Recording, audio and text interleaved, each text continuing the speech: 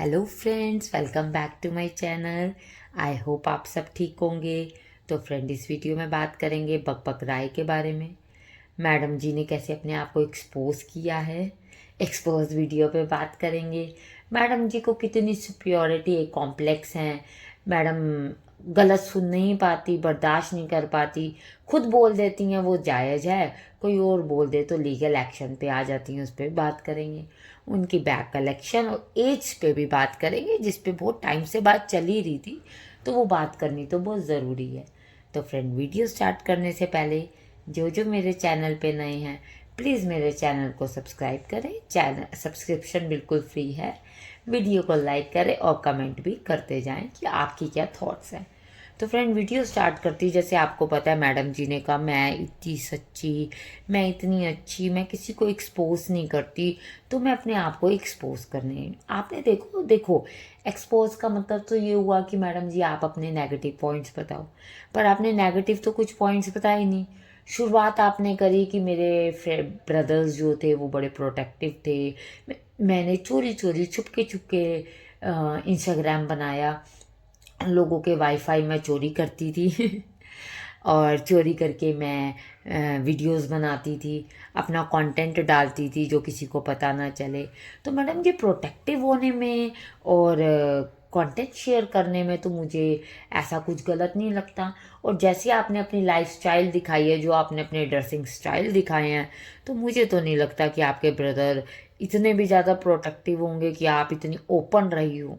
आप लोगों ने देखा ही है इनके बकबक राय के ड्रेसिंग सेंस को, बहुत अच्छे से देखा है। ठीक है, तो ये बात तो बिल्कुल ही कहीं से मानी नहीं जाएगी। फिर भी चलो, मैडम जी को क्योंकि अपनी वीडियो में किसी और को एक्सपोज करना होता है, अपने आप को तो मैडम करेंगी नहीं, नाम दे दिया एक कैची सा टाइटल, तो चलो ब्रदर्स को एक्सपोज कर दिया।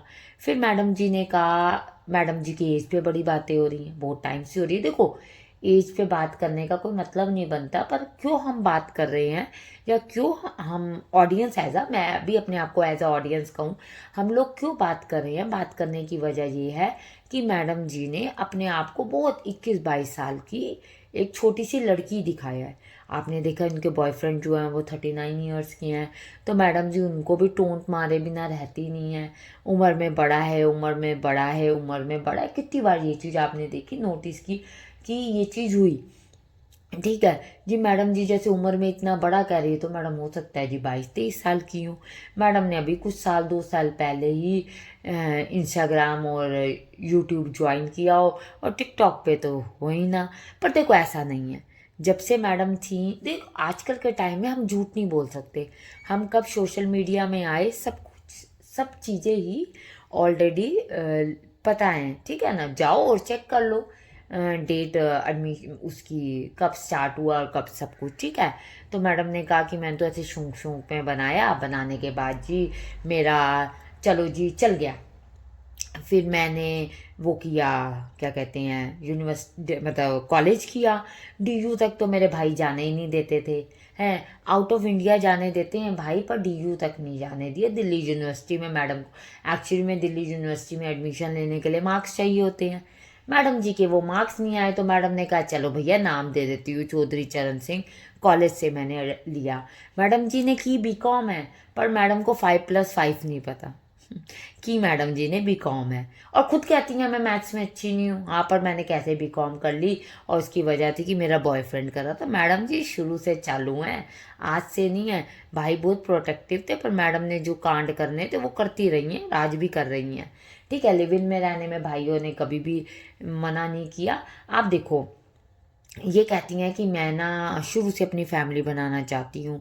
मैंने अपने आसपास अपनी फैमिली, अपने ब्रदर्स, अपनी फैमिली, देखो ये 1996 में दिल्ली आए थे। उससे पहले 3 साल की थी, तो ये अपनी पुरानी वीडियो में इनकी मदर भी बता चुकी हैं। तो उस अकॉर्डिंग इनकी एज तो क्लियर हो गई, आप भी कैलकुलेट कर लो। ठीक है, वो 30 अबव जा रही है।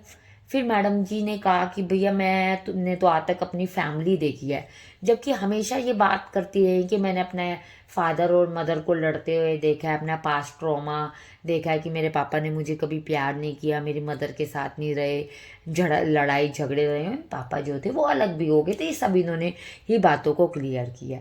ठीक है। तो मदर ने जो इनको पाला, अकेले पाला, ये कहती हैं अकेले पाला, तो फैमिली का तो कोई मतलब ही नहीं।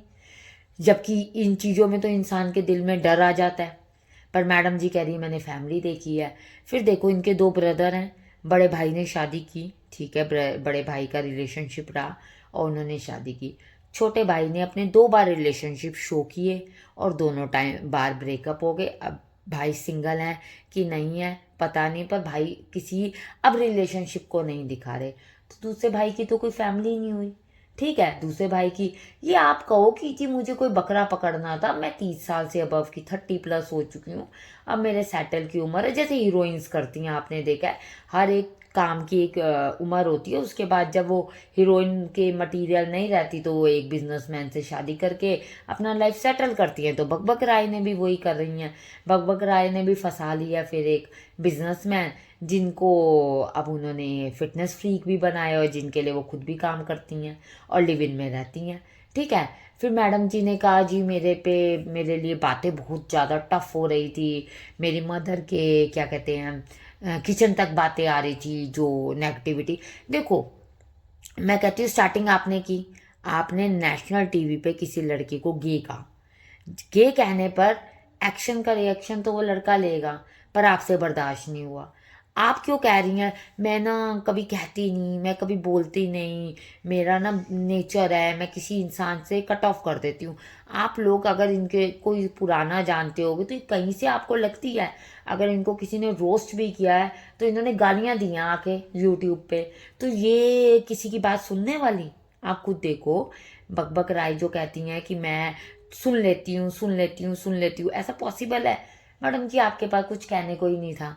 जब आपके पास कुछ कहने को नहीं था तो आपने नाम दे दिया कि मैं कहती नहीं, मैं चुप रहना पसंद करती हूँ। ये तो जग जाहिर है कि आप कितना चुप रहना पसंद करते हो और कितना चुप हो, सब जानते हैं। आज तक पता है, आप देखो जो अपने व्यूअर्स तक को गालियां निकाल देते हैं, बहन तू नहीं खरीद पाएगी, तुम्हारे बस की नहीं है, तुम तो छपरी हो।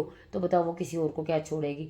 इसको कितने कंटेंट क्रिएटर्स ने रोस्ट किया और इसने उनको कितनी गालियां निकाली, इसकी पूरी फैमिली ने कितनी गाली निकाली। तो क्या ये अब रुक जाती? ठीक है, जो जो बातें इसके फ्रेंड ने बोली वो बिल्कुल सही थी। इसने फर्स्ट पहल की, एक्शन किया, तो रिएक्शन उस लड़के ने दिया। पर मैडम जी को लीगल एक्शन लेके उनकी वीडियो डिलीट करानी थी, करा दी, क्योंकि इनका काम ही ये है। देखो अब वहाँ देखा जाए तो साहिल की सारी बातें सच हो गई कि वो यही कहता है कि ये ऐसे ही करती हैं।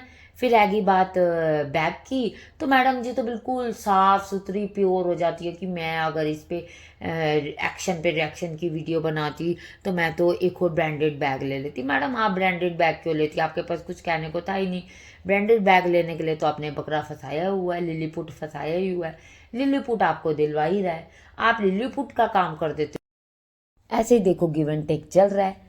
आपका क्या कहना है आप ही कमेंट्स के थ्रू जरूर बताएं। थैंक यू फॉर वॉचिंग और चैनल को सब्सक्राइब कर